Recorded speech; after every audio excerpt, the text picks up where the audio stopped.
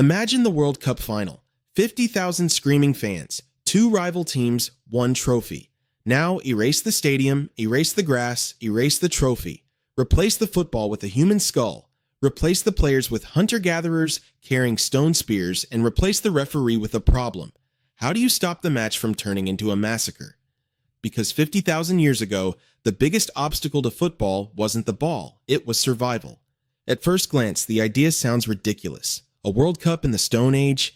No stadiums, no rules, no FIFA, no national teams, just small bands of humans wandering through a world of mammoths, cave lions, and endless uncertainty. And yet, the more you think about it, the stranger the question becomes. Because 50,000 years ago, humans were already doing things that should have been impossible. They crossed open oceans, painted animals on cave walls with breathtaking detail, buried their dead, made jewelry, and told stories around fires that lasted deep into the night. The human brain that would one day build rockets and split the atom already existed. So why didn't they invent sport? Why did the species that eventually created mathematics, symphonies, and the moon landing wait nearly 50,000 years before organizing something as simple as a tournament? The answer is far more fascinating than you might expect. Because the real question isn't, what if ancient humans played football? The real question is, what if football became the reason they stopped fighting? Picture a frozen valley somewhere in Ice Age Europe. The wind cuts across the landscape like a knife. Children hide behind their mothers. Hunters grip stone-tipped spears. Two tribes stare at each other from opposite sides of the valley. Neither group shares a language. Neither group knows the intentions of the other. And history suggests only one likely outcome: violence. For most of human existence, encounters between unrelated groups were dangerous, not because humans were uniquely evil, but because resources were limited. Food was limited, territory was limited, and strangers were unpredictable. To survive, our ancestors developed a powerful instinct: trust your group, fear outsiders.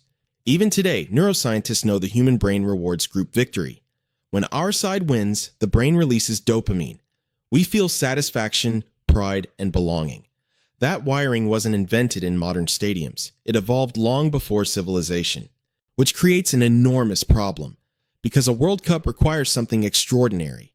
You need two groups to agree that the outcome of a game matters, but not enough to kill each other over it. You need people to lose and accept it. Today that sounds normal. 50,000 years ago, it would have been one of the most revolutionary ideas in human history. But let's imagine the impossible happens. Two tribes decide not to fight. Instead, they decide to compete. What would the match actually look like? There is no field, no sidelines, no goals, no referees, no rule book, only wilderness. Maybe the ball is a bundle of reeds tied together with animal sinew. Maybe it's an inflated reindeer bladder. Maybe it's simply a smooth round stone. The objective? Nobody knows. Because the very idea of a game requires agreement, and agreement between strangers was one of humanity's rarest achievements. Soon dozens of players are charging across rivers, rocks, and uneven ground.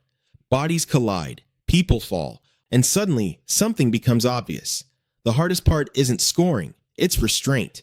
The first true sport wouldn't test strength, it would test self-control. Because one death could transform the entire event back into what it originally was: a battle. And this is where the story takes an unexpected turn. Because maybe we're asking the wrong question. Maybe the point wasn't that sport emerged from peace. Maybe peace emerged from sport. Modern anthropologists studying hunter-gatherer societies have noticed something intriguing. Many groups engage in ritualized competition: mock combat, wrestling, running contests, and games of endurance and skill. At first, these activities seem pointless, but they're not. They act as pressure valves. They allow aggression to be released safely. They strengthen social bonds. They prevent internal conflicts from destroying the group. In other words, the earliest games weren't entertainment, they were survival tools. Then, archaeologists discovered something that shouldn't exist. In northern China, researchers found perfectly spherical stone balls dating back roughly 12,000 years. Not weapons, not tools. Balls, small enough to hold in one hand, smooth enough to roll. What were these stone balls actually for? Nobody knows for certain. Maybe they were toys. Maybe they were training tools. Maybe they were used in games whose rules have vanished forever. But one thing matters. Humans were making objects for play, and that changes everything.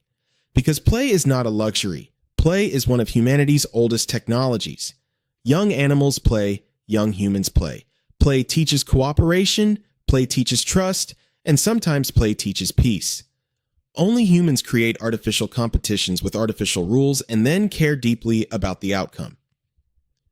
Think about that for a moment. Civilization itself is built on shared imagination, and sport may be one of its purest forms. Now, imagine a different timeline. Somewhere around 48,000 BCE, something unprecedented happens. Everyone expects violence. Then an elder does something strange. He picks up a smooth round stone and tosses it toward the strongest hunter in the opposing group, not as an attack, but as an invitation. For the first time in human history, two groups focus on the same arbitrary objective. Not survival, not conquest, a game.